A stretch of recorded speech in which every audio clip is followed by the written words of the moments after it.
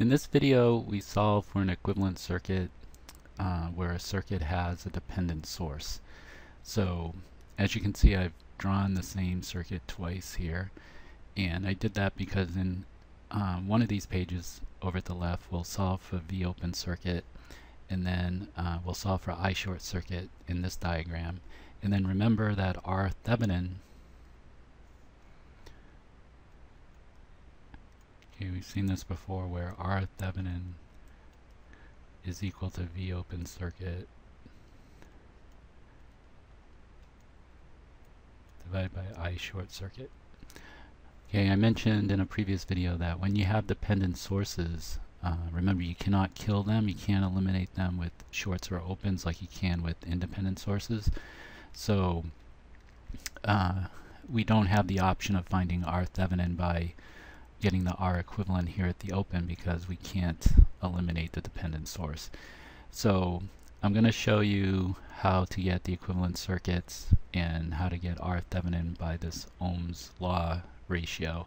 And then in the next video I'll show you a different way that you can get R Thevenin when you have dependent sources in your circuit, namely use something called a test source. Okay?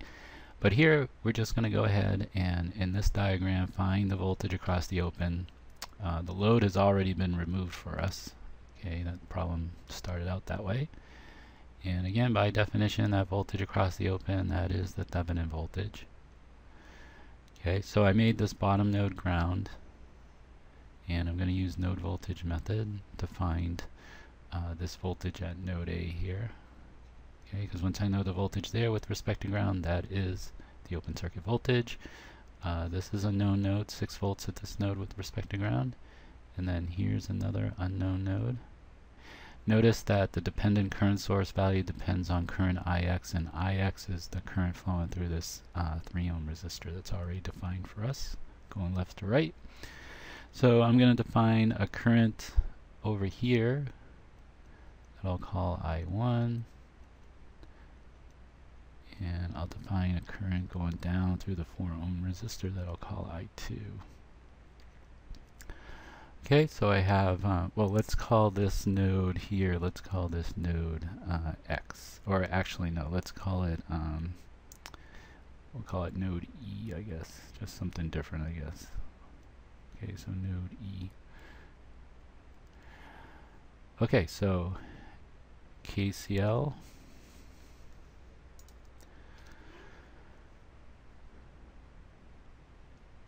Okay, KCL at E, node E. Okay, would just be that I1 is flowing in.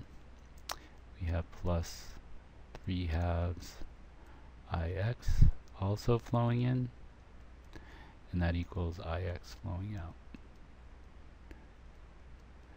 Okay, and then KCL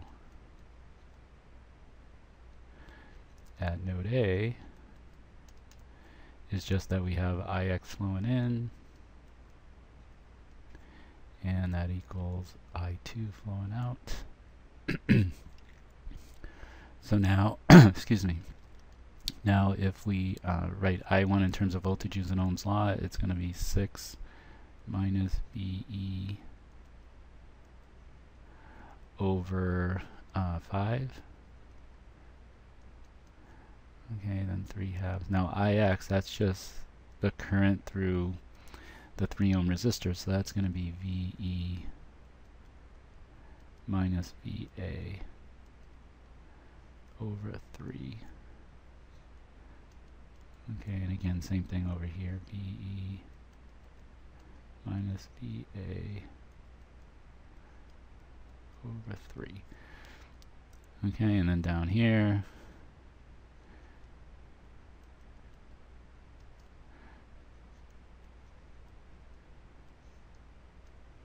and then I2 is just VA minus 0 over 2. Okay, so those are the oh, actually over 4, excuse me, this is a 4 ohm resistor. Okay, so this is a 4. Sorry about that. Okay, so this is these are our equations to solve, and when I solve this, I just solved for VA because that's what we're after, right? That the voltage from node A to ground is VOC. So if you go ahead and solve for VA, it comes out that VA in this problem is 5 1/3 volts. Okay, so that's our V Thevenin right there.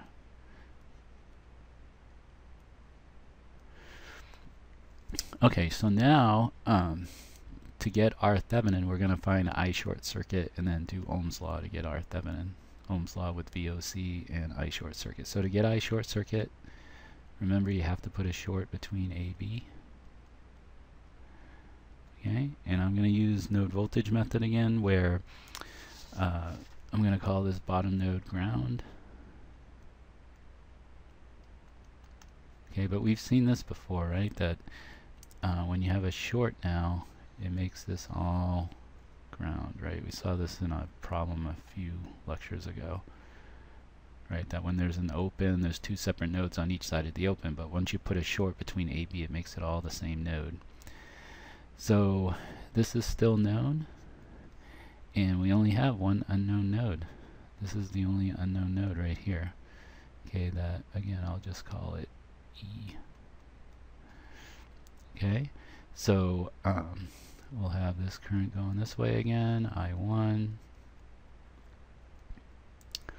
I'll define this current here, oh, that's already defined for us, I'm sorry. We don't have to define that, that's IX right there, so IX,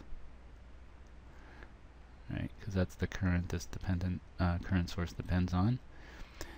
Notice that this 4 ohm resistor is essentially shorted out, right? Because see, that short across AB just puts ground on both sides, so 0 volts on this side, 0 volts on that side, so there's no current flowing through that 4 ohm resistor.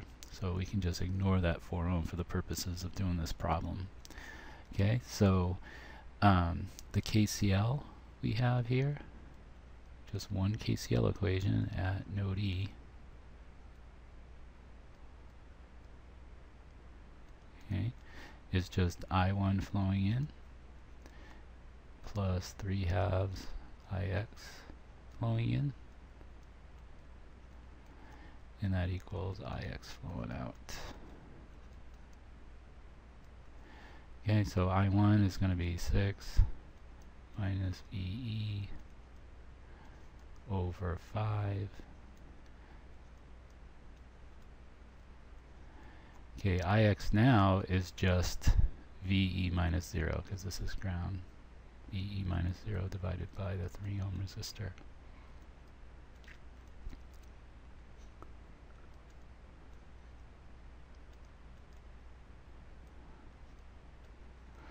Okay, so now if you go ahead and solve for VE, comes out to 12 volts. Okay, so 12 volts at this node with respect to ground. But remember, we're doing this problem, actually I made a mistake, I'm sorry. Let's erase this. Now if you solve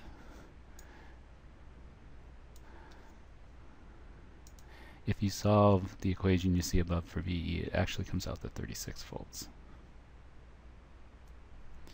VE comes out to 36 volts.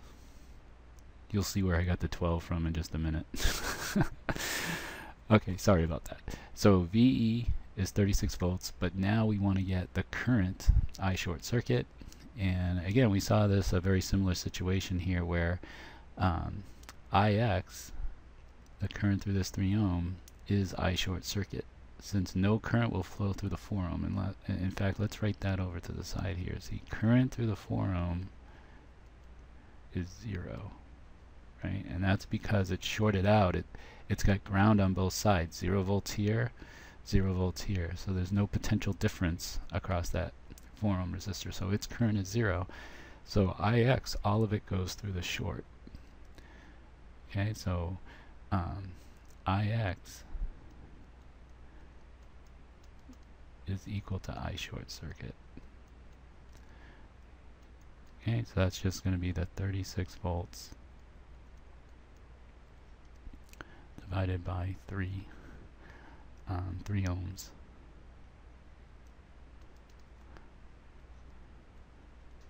So 12 amps. See, we're just plugging into this term right here. That's the IX term.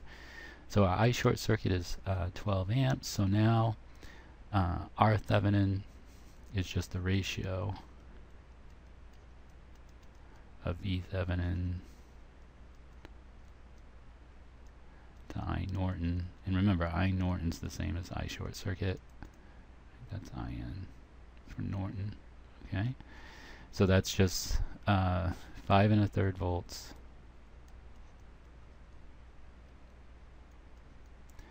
divided by the 12 amps.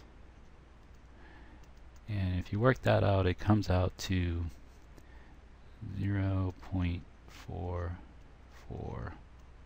ohms. Okay, so we could draw the Thevenin equivalent. It would be a 5 1/3 volt voltage source in series with a resistor of 0.44 ohms, and then the Norton equivalent circuit would be a current source of 12 amps in parallel with a resistance of 0.44 ohms. So this example just shows that when you have a dependent source in your circuit, you can still find R Thevenin by the ratio of the open circuit voltage to the the ratio of open circuit voltage to short circuit current. Okay, just like if we have a circuit with just independent sources. Now, like I said at the beginning of this video, you cannot find R Thevenin by doing the R equivalent between the nodes A, B with the load removed and sources eliminated, because you can't eliminate dependent sources. But in the next 2 videos, we'll look at a method where you use something called a test source. That's an alternative way of finding R Thevenin when you have dependent sources in your circuit.